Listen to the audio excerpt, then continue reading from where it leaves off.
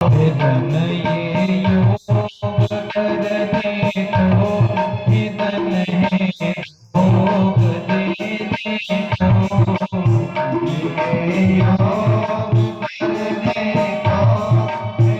है योग देने को। हरि भज लो सभी भज लो, अभी भजने का मौका है। अभी भज लो सभी भज लो, अभी भजने का मौका है।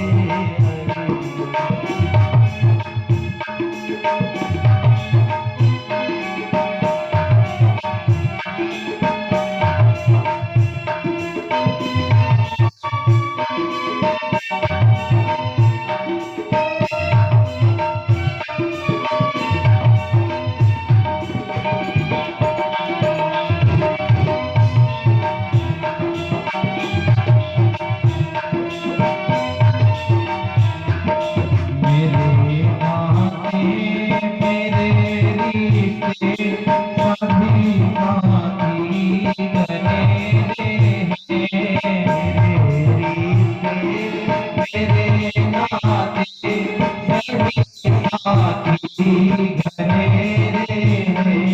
वही नाते नहीं रिश्ते सभी साथी लुटेरे हैं। नहीं नाते नहीं रिश्ते सभी साथी लुटेरे हैं। कहा यही गया है कि यदि तुमने कथा को छोड़ा, परमात्मा को छोड़ा और परिवार को छोड़ा, तो आखिरी में जब तुम्हारा बापा फाटेगा, वेंटिलेटर पे बैठे रहोगे, तब भगवान से कहने की नौबत पड़ेगी। नहीं नाते नहीं रिश्ते सभी नाते लुटेरे हैं। नहीं नाते नहीं रिश्ते सभी साथी लुटेरे हैं। भले ये लूट के गंगा, मरे माता ठोका है। भले ये लूट के गंगा, मरे माता ठोका है। हरि भज लो अभी भज लो, हरि भजने का मौका है। हरि भज लो हरि भज लो, हरि दोनों हाथ भजने उठाइए का मौका है। हरि भज लो हरि भज लो, हरि भजने का मौका है।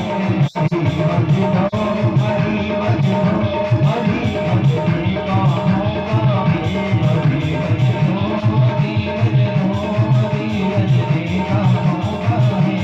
हरि भज लो हरि भज लो, हरि भजने का मौका है।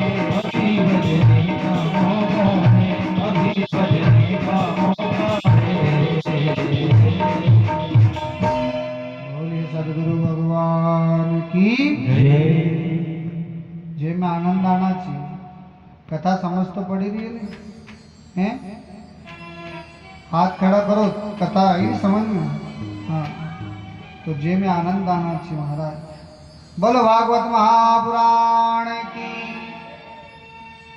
तो कहा यही गाया है कि देखो रे समय रहते हरि भज लेना। और हरि भजने से होता क्या है? भजने का तो सबने कहा। भगवान श्री कृष्ण भी गोधाम जाने से पहले उद्धव जी महाराज को ये कह रहे हैं कि यज्ञ यज्ञ अनुष्ठान बड़े बड़े नहीं कर पाओ, क्योंकि आने वाला कलयुग इतना घोर कलयुग है कि यहाँ की जगह लोग उनके गिरावा से फुर्सत नहीं है, चोरी करवा से फुर्सत नहीं है, यहाँ की जगह दुनियादारी के एक दूसरा की टांग खिंचवा से फुर्सत नहीं है। ये इनको उद्धार नहीं कर ही पाएगा आने वाला युग। ये सगड़ा का सगड़ा मिली ने खुद को नुकसान करेगा। तो उद्धव जी के दया है कि कहीं करनो फिर कोई सरल उपाय। तो उन्होंने बोला कलयुग केवल नाम आधारा सुमिर सुमिर जन उतरे। कि हरि भज लो हरि भज लो, हरि भजने से होता क्या है? तो उनने कहा, समझाने का प्रयास करा कि जिनने हरि भजा उनने कहीं स्वर्ग प्राप्त कर लिया, और कर लिया तो किसने देखा, ने जिनने नी भजा उनने नरक प्राप्त करा, तो नरक किसने देखा महाराज। तो इससे होता क्या है, तो कलयुग में सीधे सीधे कहने का तात्पर्य है कि तुम भगवान का भजन करो, कि तुम्हारे दुख में भगवान साथ खड़ा हो जाए, तो समझ जाओ कि तुम्हारे भजन की ताकत है। मैं जगह जगह जैने माथा फोड़ी रहा हो, ने नरेल चढ़ी रहा हो, फिर भी भगवान ने सुने, तो समझी जाओ कि तुम्हारा कर्म फुटता है महाराज। विचार करना, जिसने हरि भजा है ना, उसको क्या मिला है और कैसे मिला, ये सुन लेना ध्यान से। कि मान लो ये दुनिया जगत है, इस दुनिया जगत में सबसे बड़ा परेशानी अपने परिवार खानदान में रहती है, इंसान सबसे ज्यादा दुखी अपनों से रहता है। तो एक ने विचार कर लिया कि समझना, प्रयास करना कि भगवान के भजन करने से क्या मिलता है, और भगवान कैसे दर्शन देते हैं, और कब बचाते हैं, और कैसे हमारे साथ चलते हैं।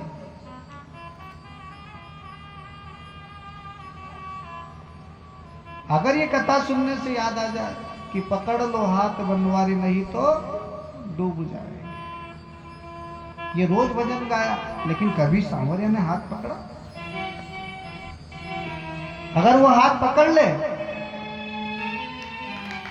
तो समझना महाराज कि तुम्हारे भजन की ताकत है। और पकड़ा, ऐसा भी नहीं कह सकते कि नहीं पकड़ा। सूरदास जी महाराज मंदिर के चढ़ाव नीचे उतर रहे थे, उसी समय गिरने की अवस्था आई, और वैसे ही गोपाल ने आके पकड़ लिया, और जैसे ही हाथ पकड़ा उस समय सूरदास जी कह रहे कि मैं आंख संधा हूं, रात की 4 बजे तक भजन कर रहा था, पूरा गांव चले गया घर में सोने के लिए, तो आधी रात को मुझे पकड़ने कौन आया।